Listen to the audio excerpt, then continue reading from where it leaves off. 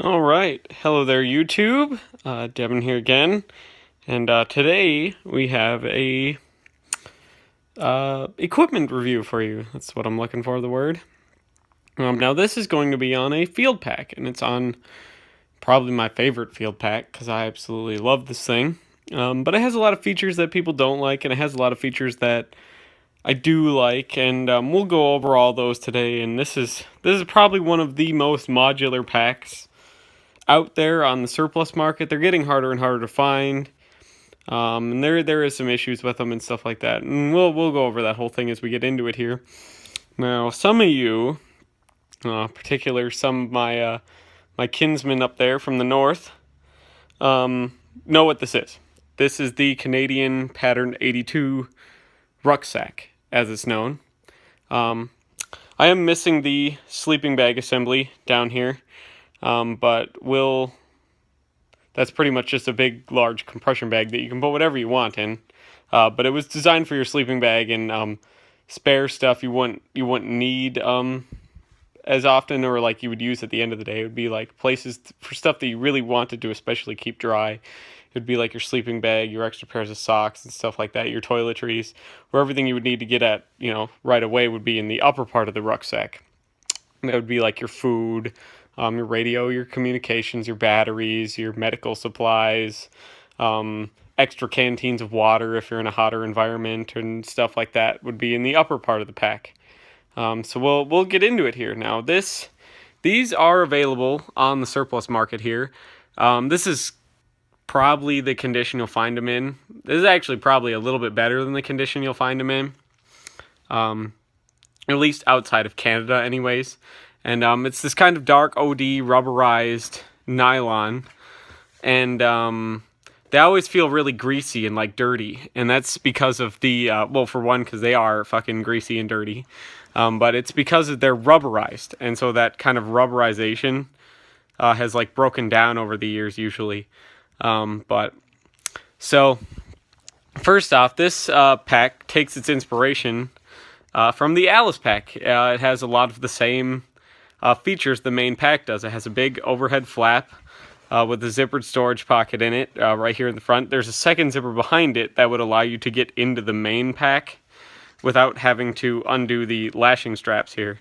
So we'll flip that open, and there's the zipper that goes into the main pack. Here's the smaller pack with another zipper in it. The main pack is pretty much just one big open pouch. It's held in place with a draw cord. It has a smaller pouch up here with a strap that would be for your radio or whatever you needed to use it for now, because radios have gotten a lot smaller. But it's like a little separator. Otherwise, it's just one big open pouch. So it has three smaller pouches on the outside of it, just like an Alice pack. This front one is a little bit wider, but it's very narrow. It's only like an inch and a half, 2 inches deep. The side pockets are a little bit bigger. They're about a 1-quart canteen in size.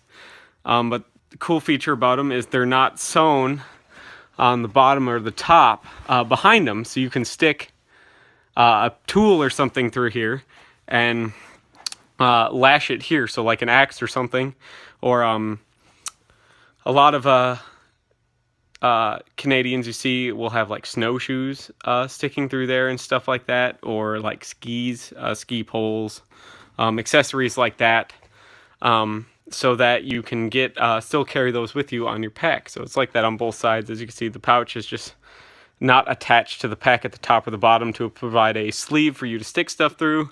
It has kind of your like standard European locking style, so it doesn't have snaps or anything. It has loops and tabs. So you see, you pull the tab out and the pouch will open, and then you would put the loop over the other loop and use this to secure it. You'd slide this piece of fabric through, and actually, if you're just like walking around, it's very secure. As you can see, it's not gonna just come undone unless you pull on this secondary tab here. So, but that's pretty much it for the pack. So we'll flip it over and take a look at the strap assembly and the frame. Now, this rucksack came out, like the name says, Pattern 82, in 1982, and they were used well into the 2000s. very, very recently, actually. A lot of them were used. Now, it's kind of like an Alice pack frame. Well, the frame is actually entirely different from an Alice pack frame. It's a lightweight kind of wire frame. It's steel. It gives you a lot of options to connect your yoke and lumbar pad to. So the yoke is customizable. You can move it up or down based on how tall you are and stuff like that. The pack is attached to the frame. It is not in any way attached to the yoke or the lumbar support. The pack is only hooked to the frame.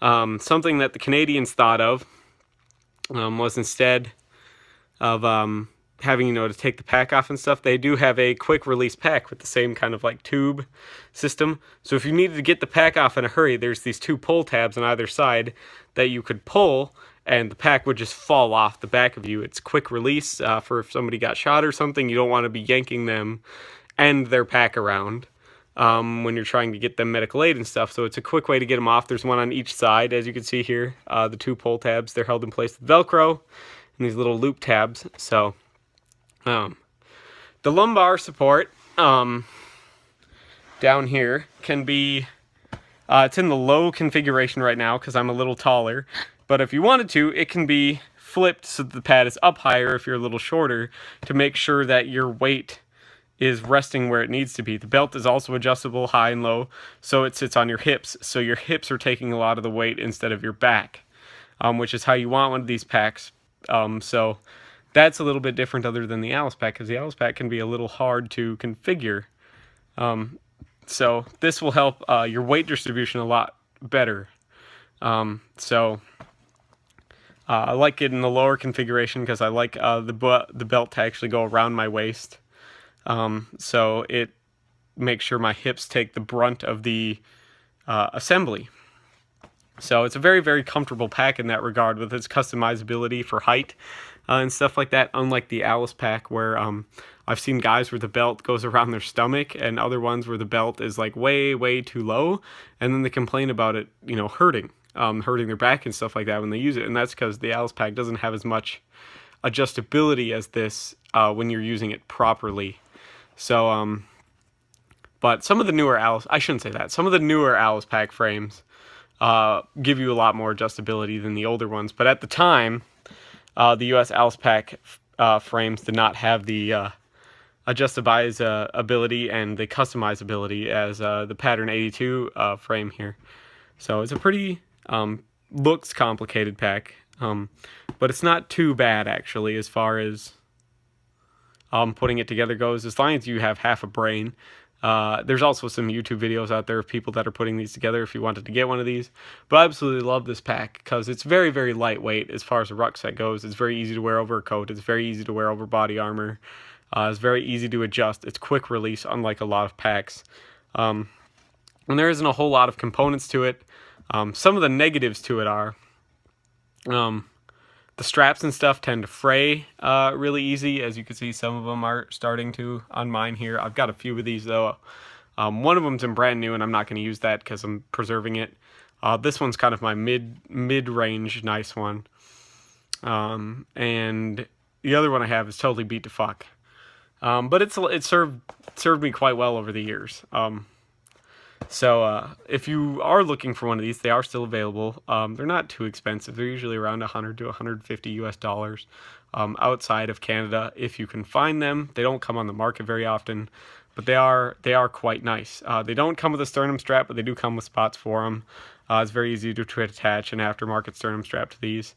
That is going to negate the quick release ability though if you do that, just so you know. But for me, I feel like a sternum strap actually helps a little bit more kind of center the weight. So, but that's really all I have to say about the Pattern 82 rucksack. I highly recommend you guys get one, actually. If you have any other questions or concerns, feel free to leave those in the comments. This is about the size as far as like cubic inches in storage goes as the size medium Alice pack. So not the very large, big like LC2, but the little LC1 Alice pack. It's about the same size as that as far as storage goes. And They work pretty well. They're quite waterproof and everything like that, just like an Alice pack. Pretty much what you see is what you get, but it has a lot of neat features over an Alice pack, and I thought you guys might want to see one of these and experience one if you wanted to. So hopefully you like this sort of thing, and you subscribe if you like this sort of stuff. I'd very much like to hear about any experience you have with any of these. If you guys have any experience with one of these, I'm sure I'll get some of you that I'd like to hear some experience about. So thank you so much for watching, and hopefully I'll see you guys in the next video. Bye.